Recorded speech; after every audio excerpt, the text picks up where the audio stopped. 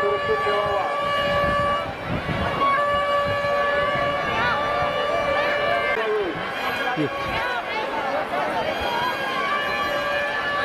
प्रत्येक भाविकाने स्वतःच्या भाविकांना त्रास होणार नाही. ते आपलं ट्रेन पशी आहे, ट्रेन पशी. सर्व महिलांना सूचना द्यावी. प्रत्येक भाविकाने स्वतः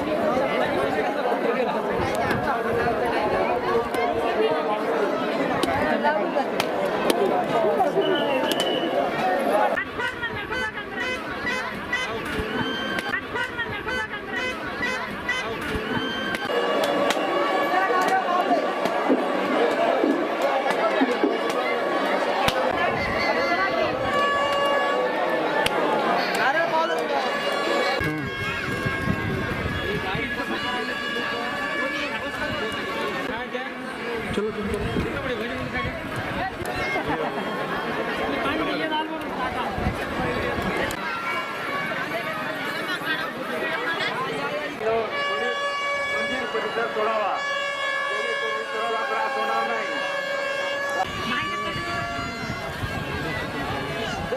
भाविकांना त्रास होणार नाही. ते आपलं ट्रेन पशी आहे, ट्रेन पशी. सर्व महिलांना सूचना द्यावी. प्रत्येक भाविकाने प्रत्येक महिलांनी स्वतःची घर द्यावी. प्रत्येक भाविकाने महिलांनी स्वतःच्या मुलाची व त्याच्या पायातून वाळू तेल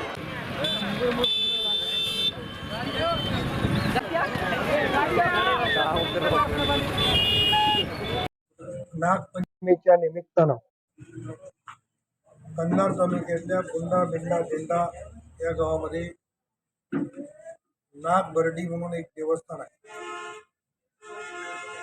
आणि तिथं प्रचंड अशी मोठी यात्रा भरते. लाखोच्या संख्येनं भाविक त्या ठिकाणी येतात. नागबर्डीची आख्यायिका अशी आहे की त्या परिसरामध्ये हजारो लिंबाची झाडं आहेत. लिंबाची झाडं कोणीही तोडत नाहीत, साधा पानसुद्धा तोडत नाही. आणि कोणी अशा पद्धतीचं कृत्य केलं तर नागदेवता प्रकट होते, अशा पद्धतीची आख्यायिका असल्या कारणानं हजारो लिंबाची झाडं आजही त्या ठिकाणी आपल्याला जिवंत बघायला मिळतात. आमच्या परिसरातलं सगळ्यांचं श्रद्धास्थान असलेलं देवस्थान, त्या देवस्थानचा विकास व्हावा यासाठी जवळपास 3,50,00,00,000 रुपये त्या देवस्थानला मंजूर केले. 1 कोटी रुपयाच्या सिमेंट कॉन्क्रीटच्या रस्त्याचं काम झालेलं आहे. मंदिराचा जीर्णोद्धार, ही यात्रा संपल्याच्या नंतर असलेलं मंदिर पाडून नवीन मंदिर त्या ठिकाणी बांधायचे. यात्रेमध्ये भाविकाला अडचण होऊ नये याच्यासाठी ते थांबवलेलं आहे. शेकडो वर्षाची परंपरा आहे आणि शेकडो वर्षावर त्या ठिकाणी कोणीही विकासाचं काम केलेलं नाही.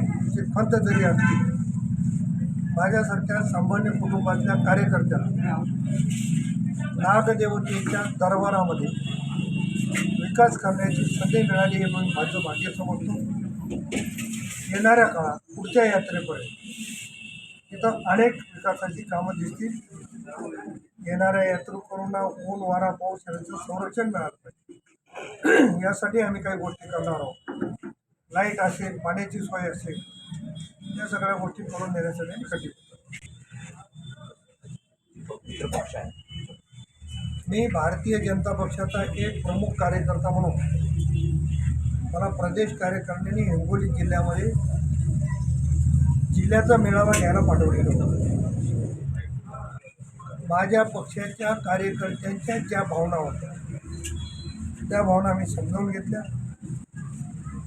आणि त्यांचं म्हणणं असं होतं की देवेंद्र फडणवीस साहेबांनी सांगितलं की 5 वर्ष दम धरा, आम्ही धरतोय, पण आमच्या गावामध्ये दुसरे इतर लोक येऊन काही कामं करतायत, हे चुकीचं आहे आणि त्या भावना कळवल्या पाहिजे हे त्यांनी मत मांडलं. म्हणून मी पण त्यांना सांगितलं की मला याची जाणीव आहे, पण भारतीय जनता पक्ष मोठा भाऊ म्हणून आपल्याला शांत राहणे, नेत्याच्या आदेशाप्रमाणे करणे हे जरुरीच आहे आणि काही दिवस आपण शांतता ठेवा. वाईटातून काही चांगलं होती जी मन आहे तसं शांत राहिल्यामुळे भविष्यात काही चांगलं होईल ही भावना मी माझ्या पक्षाच्या कार्यकर्त्याच्या समाधानासाठी व्यक्त केलेली आहे. भारतीय जनता पक्षाच्या कार्यकर्त्यांना निधी मिळाला पाहिजे हे स्पष्ट.